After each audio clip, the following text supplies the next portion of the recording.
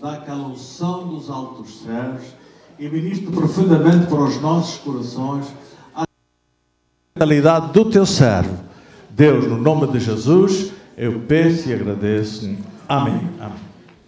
Amém.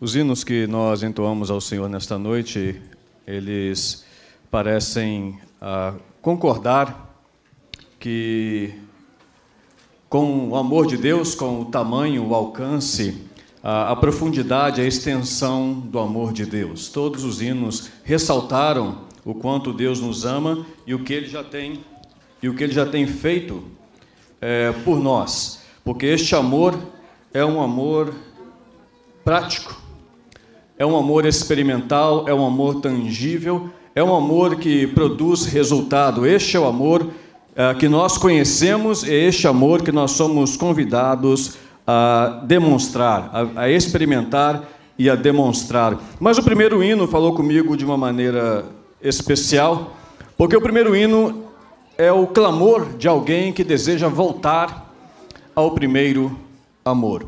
Alguém que já experimentou algo da parte do Senhor e que agora estava sentindo falta.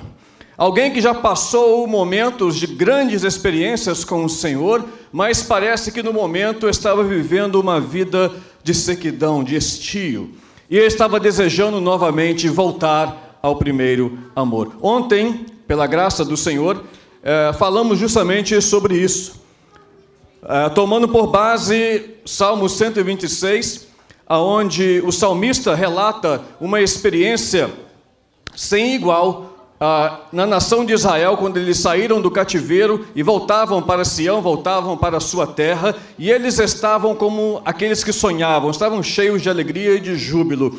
E ressaltamos que em determinado momento, após esta experiência, eles perderam essa alegria. Parece que houve um descuido, parece que de alguma forma não deram a devida atenção à vontade de Deus, aos planos de Deus, e aquela alegria se foi. Mas o salmista, ele vai então e clama: restaura, Senhor, a nossa sorte. Em algumas traduções diz, tira-nos de novo do cativeiro. O interessante é que eles não estavam no cativeiro. O interessante é que eles estavam em Sião. Eles estavam libertos, eles estavam ali na cidade do nosso Deus, eles estavam num lugar onde havia o templo. Mas o sentimento que eles tinham no coração era o mesmo sentimento que eles tinham quando estavam no cativeiro. E pediram: restaura, Senhor. Alguém achou a outra tradução que não diz restaura? Diz... Vocês abriram o Salmo 26? Faze-nos regressar outra vez do cativeiro. Eles não estavam no cativeiro. Que coisa é essa? Eles estavam em Sião. Mas o sentimento, o sabor na boca era o mesmo sabor. Era como se... E assim estamos nós. Muitas vezes. Estou generalizando, mas assim, às vezes nos encontramos, nós crentes. Estamos na igreja, mas o nosso sentimento é tão parecido, é tão semelhante quanto aqueles que estão lá fora. E vem a pergunta: o que aconteceu?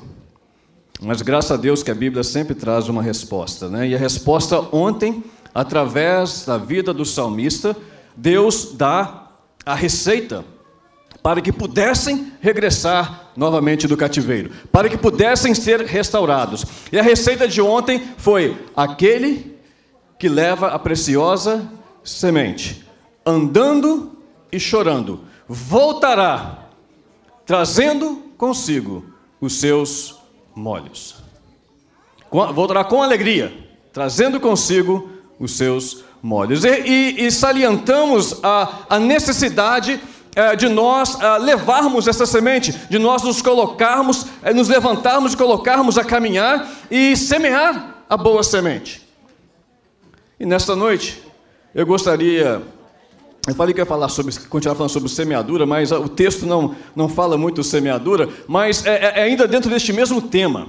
E eu gostaria que vocês abrissem comigo em Isaías 52, versículo 7. Porque fala também de uma de uma experiência. Isaías 52, versículo 7. E com isso, eu creio que nós vamos ter um entendimento melhor de como as coisas funcionam a nível espiritual e como nós, como crentes, podemos verdadeiramente desfrutar de uma vida abençoada. Porque todos nós queremos ser abençoados, amém? Nós, como seres humanos, como homens e mulheres que somos, nós temos essa necessidade de sermos abençoados, porque neste mundo nós temos aflições. Deste mundo não podemos esperar muitas coisas. Pobre, miserável é aquele que espera somente nesta vida. A nossa esperança está no Senhor que fez o céu e a terra. É dele que vem, né, a nossa bênção, a nossa esperança. Encontraram aí?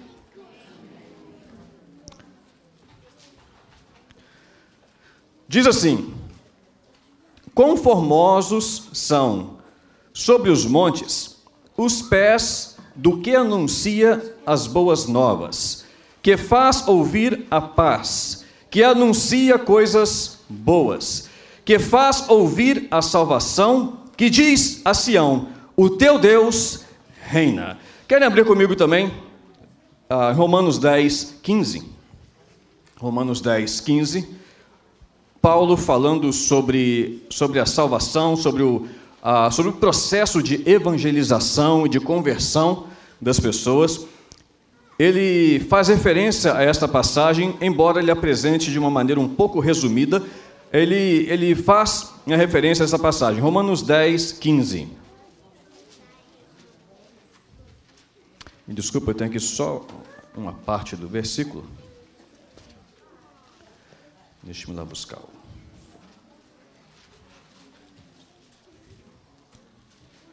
Eu só estou com a metade do versículo aqui. Versículo 10, é o versículo 15 do capítulo 10. Como pregarão se não forem enviados? Como está escrito: quão formosos os pés dos que anunciam a paz, dos que anunciam coisas boas. Os irmãos, acho que todos que estão aqui têm pés. Tem ou não tem? Os dois pés.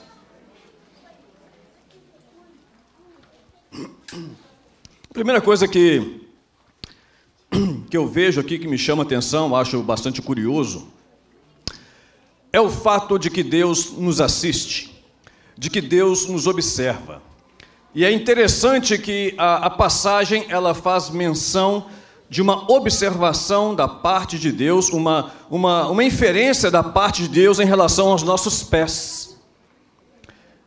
Os pés, geralmente, eles estão sujos e mal cuidados, e raramente os pés são naturalmente bonitos. É por isso que as mulheres gastam um certo tempo, e com esse tempo um certo dinheiro, na pedicure, né, tentando dar um jeitinho no pé para ele ficar mais bonitinho, né? Aí sai e vai e compra uma sandalinha, um sapatinho para enfeitar o pezinho, para ver se fica um pouco mais charmoso, né? Mas o pé em si não é uma coisa muito, geralmente, o pé é meio feio, né? Vamos ser realistas aqui, né? Mas Deus, Ele presta atenção em nós, não somente como um todo. Deus não olha para a gente e vê: ali vai uma criatura, ali vai um ser humano, ali vai um daqueles que eu criei. Olha como é que eles andam engraçado, anda balançando a mão, anda... Não, Deus não olha para nós de maneira generalizada, e Deus, Ele olha detalhes. Deus, quando olha, Ele nos vê por dentro e por fora. Ele nos vê ontem, nos vê hoje, nos vê amanhã. Deus, Ele nos sonda.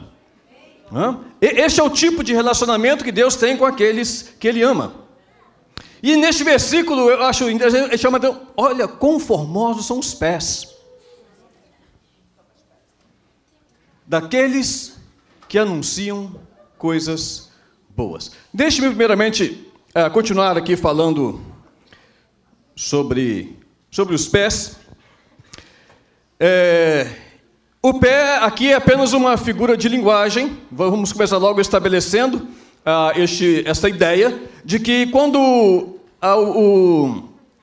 Isaías diz que profere essas palavras, e logicamente ele é o escritor, mas ele está se colocando, né, ele está interpretando a profecia que recebeu, então é Deus falando. E a declaração é: quão formosos são os pés. É lógico que Deus não estava olhando o pé da pessoa, mas que pé bonito, mas que pé bem torneado, mas olha, essas unhas são perfeitas. Deus não estava olhando para o membro do corpo em si. Deus estava fazendo uma referência a alguma coisa que nós vamos agora tentar entender. É simplesmente uma linguagem alegórica, uma coisa figurativa. O pé, ele representa o ponto de contato com o mundo, porque são com os nossos pés que nós nos mantemos no mundo, é com os nossos pés que nós caminhamos pelo mundo. Uma outra coisa, o pé aponta para a nossa conduta. Na verdade, Deus estava fazendo uma referência não ao membro do corpo, mas à forma que a pessoa se conduz, a maneira com que ele anda. Então, nós já sabemos que não era o membro do corpo, mas sim a uma determinada específica conduta. Algo agradara ao Senhor. Alguma coisa chamou a atenção quando esta pessoa estava caminhando, enquanto ela estava se locomovendo, enquanto ela estava indo de um ponto ao outro, alguma coisa capturou a atenção de Deus e recebeu este adjetivo, este comentário, essa qualificação: formoso. Agora vamos entender um pouco a palavra formoso ou formosura. Nós temos um texto no Antigo Testamento e temos a repetição deste texto no Novo Testamento. E é interessante que a palavra que nós entendemos por formoso, tanto no Antigo quanto no Novo Testamento, elas têm um significado bem parecido. No hebraico, a palavra significa desejável, amável e formoso. É a ideia de algo que se encaixa perfeitamente à sua expectativa. Algo que você vê e pensa: é isso que eu quero, é isso que eu preciso. Já no Novo Testamento, a palavra significa desejável, apropriado e formoso. E a palavra também é usada para um fruto que está pronto na hora de comer. Aquele fruto, eu preguei essa mensagem um tempo atrás na nossa igreja, e eu gosto sempre de trazer algo que as pessoas têm uma conexão, né? E lá eu usei o pequi, porque goiano, fruta para goiano é pequi, né? Então eu usei, acho que aqui tem que ser manga, né? Manga? Manga. Mineiro tem que ser manga. Aí fala queijo, mas queijo não é fruta. Então tem que ser a manga. Imagina você ver uma manga no pé e a manga madurinha. Às vezes você gosta da manga de vez, então para você a manga de vez. Mas aquela manga, tem manga que parece que chama o nosso nome, né? Você olha, aí você imagina aquela manga, não somente madurinha, mas geladinha, até suando assim por fora, não sei como, mas aí você deseja aquela manga. Aquela manga para você é formosa, segundo a expressão que Paulo usou. Então, essa formosura, ela não é apenas um detalhe estético. Estão me entendendo? Ela não apenas aponta para alguma coisa que, segundo o conceito da época, é algo agradável aos olhos. Vai muito mais além disso. É algo que realmente toca o seu ser. Algo que realmente conecta com você. Esta é a expressão formoso. Então já temos agora o pé e a formosura. Os pés formosos falam de caminhos apropriados, conduta que agrada ao Senhor, formosa aos olhos dele. Se combinarmos os pés, que nós entendemos que é figurado, com a expressão formosa, nós entendemos que Deus está dizendo que a conduta daquela pessoa lhe é agradável, que aquela pessoa está caminhando, ela está se portando de maneira que ele deseja ver. É algo que agrada, é algo que se encaixa perfeitamente com o plano dele. E ele diz o seguinte, ou melhor ainda, dentro da formosura: muitos se preocupam com a opinião do mundo, o padrão humano terreno de formosura. E é por isso que nós gastamos tempo e dinheiro para enfeitar o exterior. Começando dos pés até o último fio de cabelo, nós empreendemos uma boa parte do nosso tempo e dos nossos recursos para nos aparentarmos melhor. Nada de errado com isso. Mas não podemos parar somente aí. Nós não podemos contentar apenas em impactar visualmente. Nós não podemos conceber a mesma ideia que o mundo possui de beleza, o mesmo padrão de beleza, que é a beleza externa. Nós somos chamados, meus irmãos, para viver uma outra realidade. Se você ainda não entendeu isso, você não entendeu ainda a concepção de reino de Deus e de cidadão dos céus. Nós temos que entender que, primeiramente, nós temos que andar segundo os padrões divinos de beleza, de formosura. O mundo aprecia, o mundo acha bonito, o mundo vamos dizer assim, louva muita coisa que Deus abomina. Tem muita coisa que, segundo o conceito humano, o padrão humano de beleza, é lindo, é para ser mostrado, é assim que tem que ser, e Deus abomina. Ao mesmo passo que tem muita coisa que Deus acha bonito, tem muita coisa que agrada a Deus, tem muita coisa que reflete a glória de Deus e que o mundo não gosta, e que o mundo acha feio, acha ridículo. É onde nós vivemos um conflito, mais uma vez o crente enfrentando o conflito. A ideia de um evangelho confortável certamente não se encontra nas Escrituras. A ideia de que você pode aceitar a Jesus e dali para frente vai ser fácil, dali para frente você vai encontrar só portas abertas, não se coaduna com as Escrituras. Porque nós vamos ser confrontados diariamente. Porque todos os dias, a todo instante, nós vamos nos deparar com esta questão: agradar a Deus ou agradar o mundo? Nós vamos ser amigos de Deus ou vamos ser amigos do mundo? É uma verdade patente e irrefutável, vivida na prática todos os dias. Mas a questão é que nós conseguimos nos convencer de que não, eu consigo conciliar as duas coisas. Eu tenho a manha de agradar a Deus e agradar ao mundo. Eu consigo. Será? Será que quando Deus disse que não é possível, Ele não sabia que um dia você ia nascer? Quando Deus disse que ninguém pode servir a dois senhores, Ele esqueceu de olhar para você. Ah não, peraí, tem um que consegue. Esqueci dele.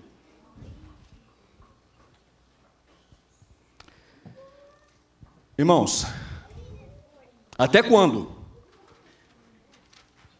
Até quando vamos deixar o mundo nos ditar como devemos nos vestir, como devemos nos comportar, com quem devemos parecer?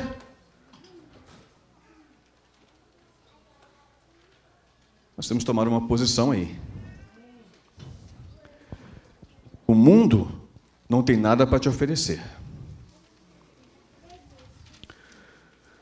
O mundo gosta de impor, de ditar, de exigir, mas não vai te dar nada.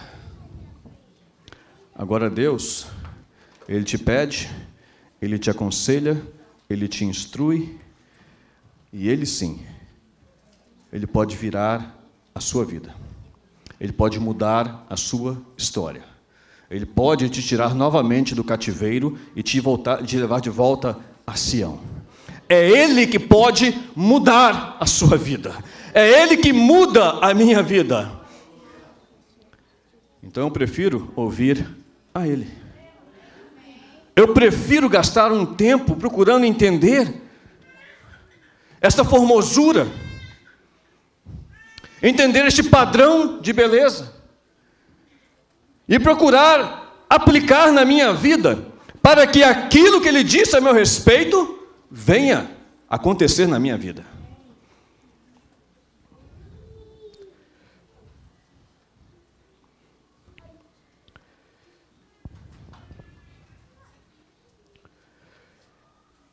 Terceiro ponto é o que torna os nossos pés formosos. Nós sabemos que os pés formosos diz respeito a alguém que está se conduzindo de acordo com a vontade de Deus. Alguém que Deus olha lá de cima e se agrada. Alguém que se encaixa perfeitamente no padrão de beleza de Deus. Agora, o que pode mudar? Porque os irmãos entendem que, como seres terrenos naturais, caídos, em nós nada há que possa agradar a Deus. Nós andávamos como ovelhas desgarradas. Nessa situação, não agrada a Deus. Se Deus se agradasse dessa situação, Ele não tinha enviado Jesus. Deixava rolar do jeito que estava. Mas alguma coisa tocou o coração de Deus, e Ele veio nos resgatar da nossa vã maneira de viver. Alguma coisa incomodou o coração de Deus, e Ele veio nos tirar das trevas, das regiões de sombra de morte, e veio nos levar para a luz, para o reino do Filho do seu amor. Se você teve essa experiência, se você já passou por este processo, nós temos que continuar nessa caminhada progressiva. Nós temos que continuar a galgar os degraus e não podemos recuar. Mas a verdade é que muitas vezes, nós vacilamos. Normal. Não deveria ser, mas é. O que exige de nós um cuidado um pouco maior, de estarmos vigilantes. Sempre vigiando. Vamos ver exatamente o que o texto nos traz aqui. Já havia mencionado, eu só anotei aqui, deixa-me repetir. Não são os dedos bem torneados, nem as unhas bem formadas, não são as sandálias da moda, nem os sapatos de marca. Não é isso que torna, o nosso pé formoso. Isso para Deus não vale nada. Há algo que vai muito além disso. É anunciar coisas boas. Porque o profeta Isaías, ele diz: quão formosos são os pés daqueles que anunciam coisas boas. Era para falar da boca, né? Mas é lógico, numa linguagem figurada, nós entendemos que esta conduta agrada ao Senhor, que esta prática agrada ao Senhor. E ele diz: aqueles que anunciam coisas boas. Ele continua dizendo, e é lógico, é tudo parte do mesmo pacote, mas só para nossa informação, daqueles que anunciam coisas boas, daquele que anuncia paz, daquele que diz: Deus reina. É lógico, se nós invertermos o quadro, nós vamos também entender o que faz com que os nossos pés não sejam formosos. Se nós invertermos este quadro, nós vamos entender a aparência degradante, a aparência horrível dos pés daqueles que anunciam coisas ruins, dos pés daqueles que disseminam o ódio, daqueles que causam divisão, daqueles que, em vez de dizer Deus reina, Deus se esqueceu de mim, daqueles que murmuram, daqueles que blasfemam. Isto com certeza não agrada a Deus. Isto com certeza jamais seria recomendado por Deus. E será que depois de nossos pés terem sido firmados sobre a rocha, termos sido lavados, tomado um banho de graça, Será que muitas das vezes nós não somos pegos fazendo justamente isso? Nós fomos designados pelo Senhor a anunciar coisas boas. Nós fomos não somente aconselhados, admoestados, instruídos pelo Senhor, mas capacitados pelo Senhor para abençoar as pessoas, para pregar as boas novas de salvação, para até mesmo profetizar em nome do Senhor Jesus, para declarar: Deus reina. Mas quantas vezes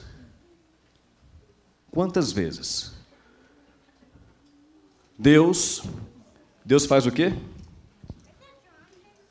Tira férias, para assistir televisão, não tem tempo para ver todo mundo, então ele escolhe só aqueles que ele quer olhar. Quantas vezes Deus, olhando para mim, Ele me vê fazendo o que eu não deveria estar fazendo? Quantas vezes Ele me vê, me assiste, eu falando mal de um irmão? Quantas vezes Ele me ouve, ao invés de dizer: o meu Deus reina, para as pessoas, eu me agrupo com elas para poder reclamar e murmurar e até mesmo às vezes blasfemar.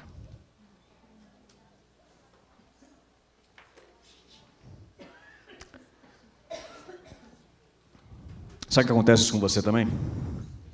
Dá uma olhadinha no seu pé. Está calçado, mas dá para ver agora. Mas para e analisa. Esta semana,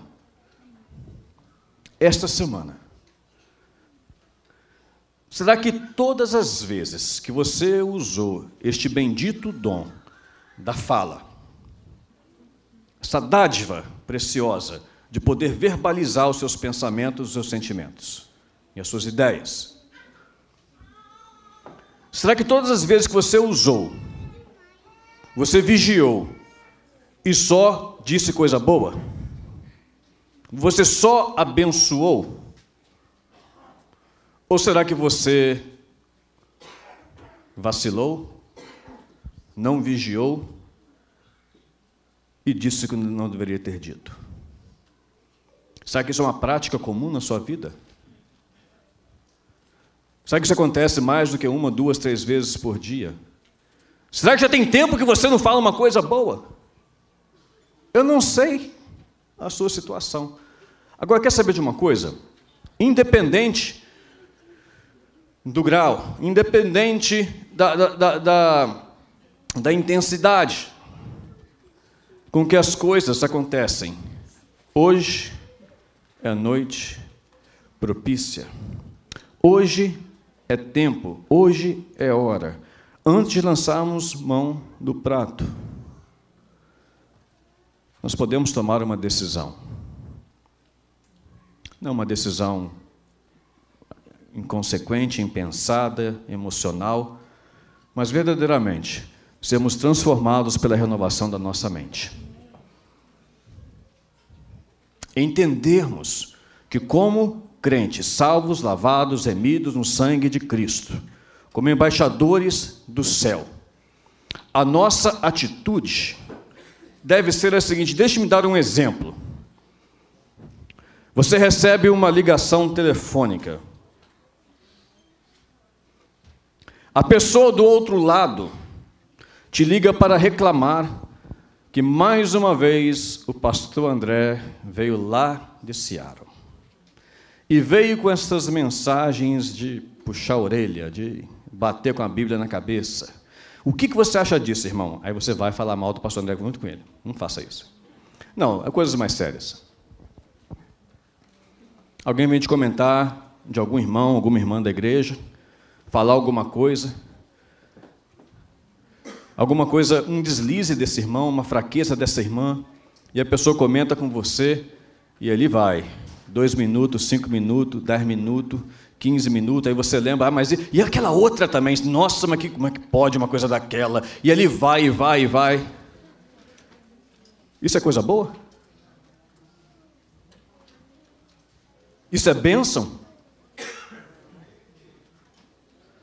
Os irmãos entendem muito bem, não precisa de eu ficar aqui agora esmiuçando. Olha, irmão, isso é bom. Olha, irmão, isso é ruim. Tá, mano. Somos adultos aqui. Na sua maioria, nós somos todos adultos. E muitas das vezes, quando nós não fazemos aquilo que agrada a Deus, o Espírito Santo nos constrange ali, ó, na hora. É desligar o telefone e você já sente, não devia ter falado assim.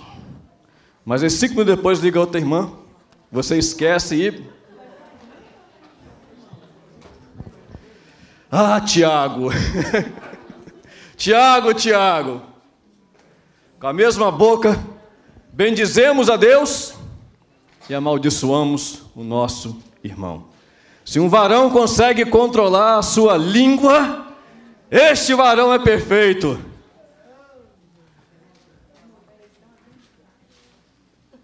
Irmãos, nós temos que realmente vigiar. Não tem outra expressão. Jesus foi na mosca. Ele foi ali no ponto, ele tocou no ponto certo. Tem que vigiar e tem que orar, porque senão a gente cai mesmo. Não é tanto onde andamos, mas como andamos. E a pergunta, seguindo a isso que eu falei, vem: o que as pessoas têm ouvido de nós? O que as pessoas recebem de nós? Quando uma pessoa entra em nossa presença, como que ela sai da nossa presença? Qual tem sido a nossa mensagem? Quais são as palavras? Olha, só um comentário rápido. Tem algumas pessoas que se colocam como os únicos entendidos das coisas espirituais e da Bíblia e de cristianismo. Mas eu não sei, há alguma coisa errada com o vocabulário. Palavras agressivas, palavras que menosprezam, que ferem. Eu não consigo conceber a ideia de uma pessoa cheia do Espírito Santo de Deus, cheia do amor de Deus, usando palavras que ferem. Não entra na minha cabeça. Talvez a minha mente seja muito pequena para entender essas coisas. Porque eu acho que uma pessoa que está cheia de Deus, ela transpira vida, alegria. Ela vai confrontar? Ah, vai. Principalmente quando você está andando errado. Mas revestida de amor, de cuidado, de carinho. Não dá para explicar. Uma coisa é você entrar num açougue e mandar o açougueiro fazer uma cirurgia em você. Com a faca dele em cima da tábua de carne. Eu estou com a pedra nos rins aqui, tira para mim.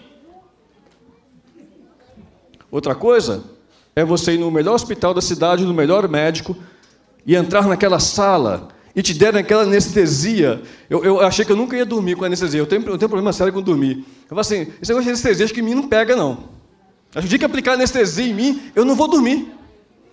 E eu, uns anos atrás, fiz uma cirurgia no Brasil. E já entrei, com o coração até palpitando, né? Eu não vou dormir. Eu vou ver tudo. Preocupado.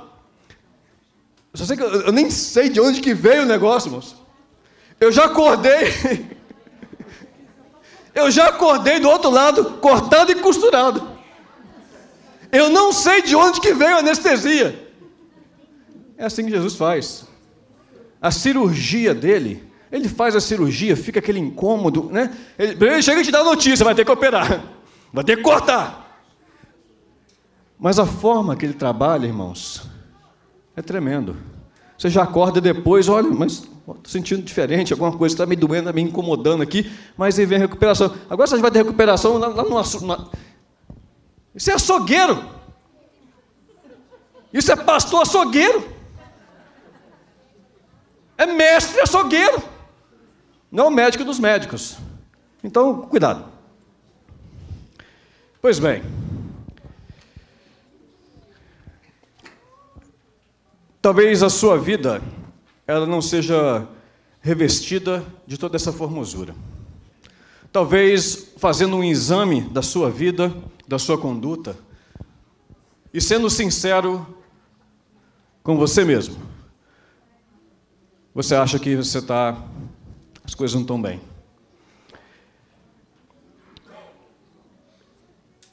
Eu falei sobre a preocupação com a opinião do mundo e a preocupação com a opinião de Deus. Deixe-me só salientar algo que talvez vai te ajudar a entender e a definir a quem que você vai agradar. Por que é tão importante assim a opinião de Deus acerca dos nossos pés?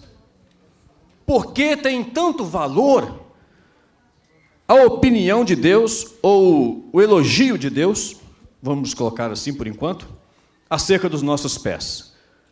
Por que nós queremos que Deus olhe para nós? Deixe-me colocar de forma mais pessoal. Por que eu quero que Deus olhe para mim e diz: Pastor André, que pé formoso. Por quê?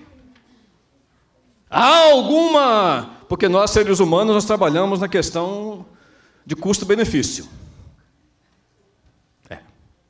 Como seres humanos, as nossas ações, elas são fundamentadas na questão custo-benefício. Quanto que vai me custar o que eu vou ganhar? Não é assim? Achei que eu era diferente.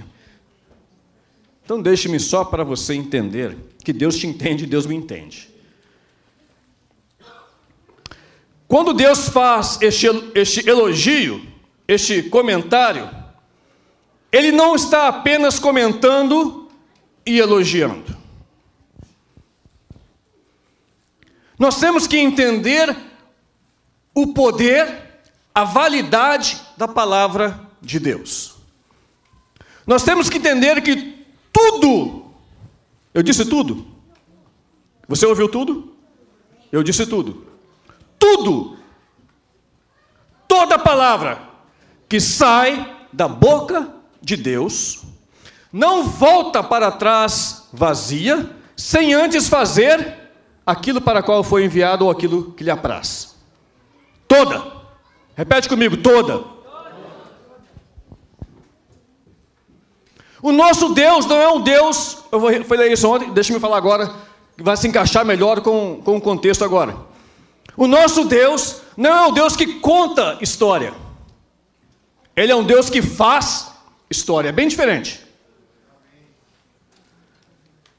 Quando Ele olha e Ele profere estas palavras, irmão Milton, presbítero Miltinho, os seus pés são formosos. Não é um comentário, não é um elogio. Ele está declarando na sua vida que os seus pés são formosos. É uma linha de mão dupla. Talvez não está 100%. Talvez ele está fazendo com muita dificuldade. Talvez aos nossos olhos, segundo o nosso conceito, não está... Mas Deus olha e diz, é formoso. E sabe de uma coisa? Se torna formoso. Por quê? Porque a palavra de Deus tem poder. Porque a palavra de Deus vem e muda as coisas. Porque Deus vem e faz história na nossa vida. É aí que está o segredo. Enquanto eu me ponho a caminhar e a anunciar coisas boas, enquanto eu refreio a minha língua do mal e de falar enganosamente, enquanto eu digo não, eu não vou amaldiçoar o meu irmão, não, eu não vou falar mal da minha irmã. Quando eu me calo e me recuso a participar de certas conversas, e eu tomo esta postura de só falar coisas boas, de só promover a paz, só vou anunciar aquilo que trouxer paz. Fofoca, desavença, falar mal, deixa isso para o diabo e os secretários dele. Nós somos chamados para anunciar a paz. Nós somos chamados para dizer, o meu Deus reina. Quando nós começamos a fazer isso, irmãos, as coisas começam... Você crê nisso? Amém. Ah, pastor, mas como é que é o processo que as coisas vão... Não sei. É a palavra... Se você for me perguntar como é que houve luz, eu não sei. O que eu sei é que não tinha luz, e depois que ele disse, haja luz, houve luz. Como é que as coisas vão ficar formosas? Eu não sei. Sinceramente, não sei.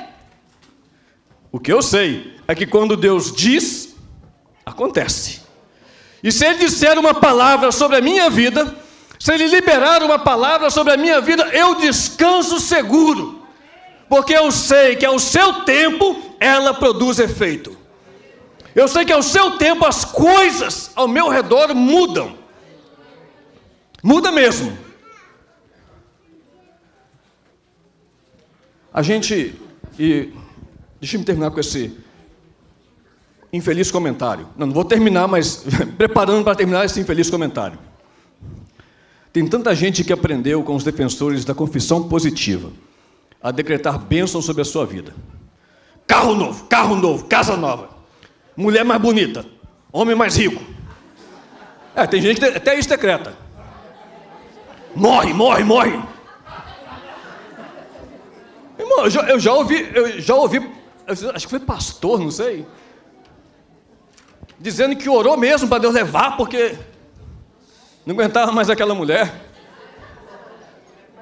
Não, ela estava impedindo o meu ministério, e eu orei um dia, Senhor, leva.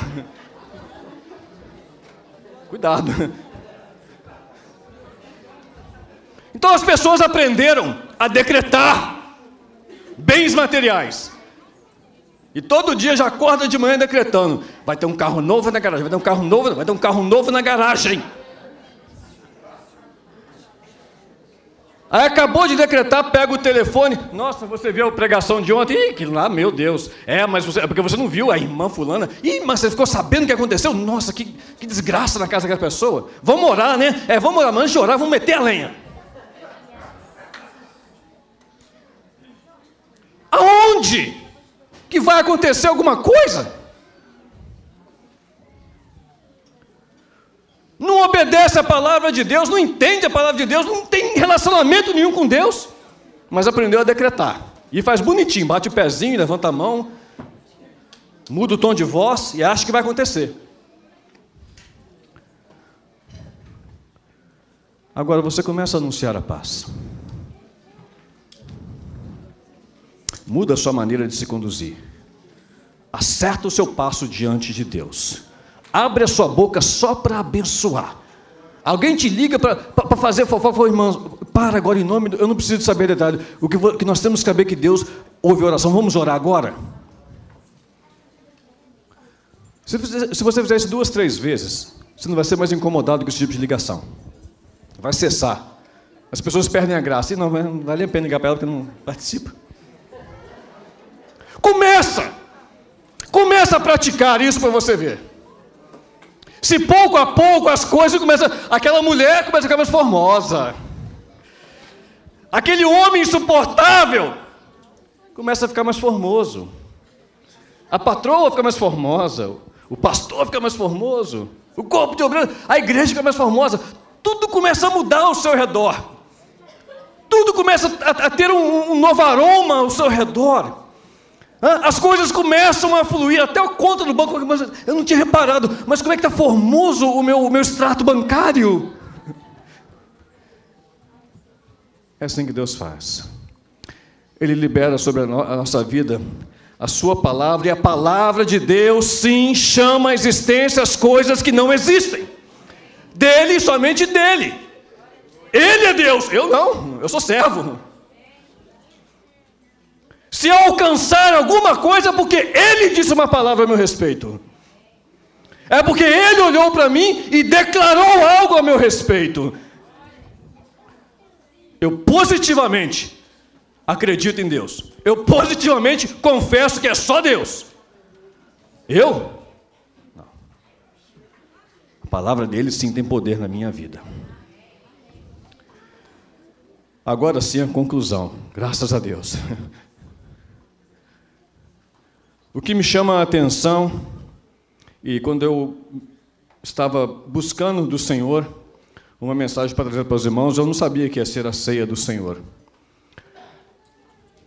Mas esta mensagem eu concluí lá em Kirkland, eu quero concluir aqui hoje, trazendo à igreja, trazendo à memória da igreja, o fato de que quando Jesus, após ter terminado o seu ministério aqui na terra, na noite em que ele haveria de ser entregue na mão dos seus algozes, ele se reuniu com os discípulos para celebrar a ceia.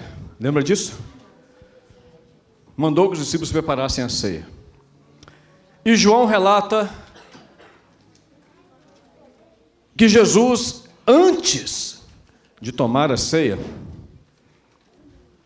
ele tomou consigo uma bacia, deitou nela água. E ele foi lavando os pés dos discípulos, um a um. Lembra que Pedro disse: Senhor, não, de maneira alguma. O Senhor não me lavará meus pés. E Jesus disse: se eu não lavar o teu pé, não tem parte comigo. Pé sujo, não tem parte comigo. Deixe-me expandir um pouco mais. Pé feio, não tem parte comigo. Pé de quem anda disseminando coisas ruins, não tem parte comigo. Mas eu estou aqui para lavar.